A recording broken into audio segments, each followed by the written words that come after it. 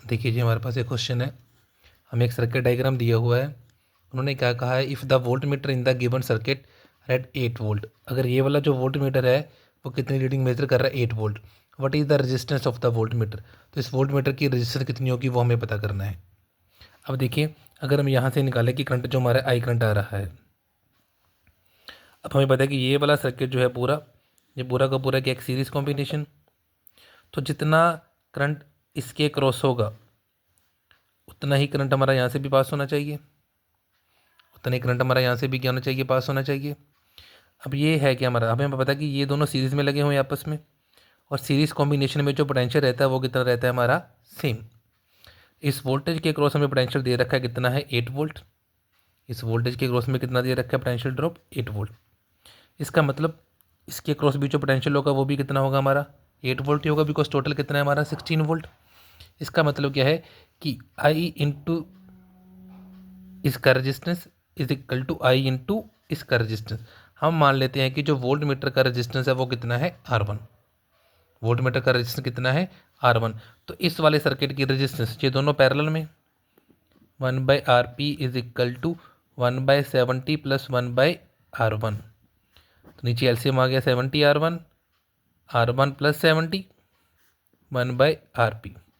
तो यहाँ से हमारा RP किसके बराबर आ गया, 70R1 ओवर R1 प्लस 70। अब इस ऊपर वाले सर्किट की टोटल रेजिस्टेंस फाइंड करते हैं। ये 10 ओम, ये 10 ओम, दोनों पैरेलल में, तो 10 10 का करेंगे तो 5 आ गया, 5 प्लस 55 60। तो इस वाले सर्किट की जो टोटल रेजिस्टेंस आ गई वो कितनी आ गई हमारी, 60 ओम। तो पहले इस वाले सर्किट में से हम क्या करेंगे, करंट को निकाल लेंगे। I is equal to V upon R, 16/60, 16/60 because series combination है। तो करंट हमारा क्या रहेगा, सेम 0.266 अम्पेयर। अब 8 वोल्टेज इस तरफ है और 8 वोल्ट इस तरफ है, तो हम क्या करेंगे, V1 is equal to V2। ये दोनों इक्वल है, V1 मैंने इसका मान लिया, V2 मैंने इसका मान लिया। Means I1R1 is equal to I2R2। I1R1 इसका, I2R2 इसका। तो I1 कितना हमारा 0.266 और R1 कितना आया हमारा 60 इस कॉम्बिनेशन का, इज इक्वल टू, करंट तो हमारा सेम रहेगा, सीरीज कॉम्बिनेशन है, इंटू R2। इसका R2 कितना था हमारा, ये वाला 70R1 over R1 plus 70। Right, इन दोनों को मल्टीप्लाई करेंगे, वैल्यू आ जाएगी हमारी 15.96। इसको इस तरफ लेके जाएंगे, R1 प्लस 70, 0.266 इंटू 70 मल्टीप्लाई करेंगे 18.62 R1।